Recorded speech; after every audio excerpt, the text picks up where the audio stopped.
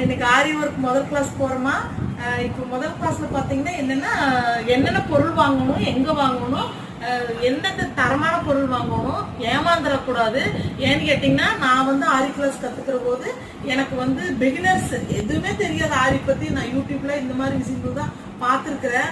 பார்த்துட்டு நம்ம போற போது பாத்தீங்கன்னா அவங்க இந்த பீடு தான் வாங்கணும், இந்த பீடு வாங்கக்கூடாது அப்படிங்கிறது, இந்த நீல் தான் யூஸ் பண்ணணும், இந்த நீல் யூஸ் பண்ணக்கூடாது, இந்த பிரேம் அவங்க எதுவுமே சொல்லணுமா. அவங்க போனாங்க, பைசாவும் வாங்கி வச்சாங்க, அவங்க வாட்ட பண்ணிட்டாங்க.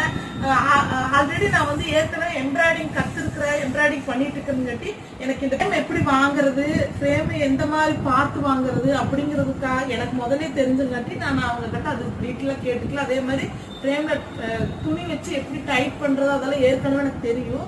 நான் எம்ப்ராய்டிங் கிளாஸ்லயே படிச்சிருக்கிறேன், அதனால எனக்கு அதெல்லாம் சொல்லித்தரல. ஆனா இதுல பாத்தீங்கன்னா இதுதான்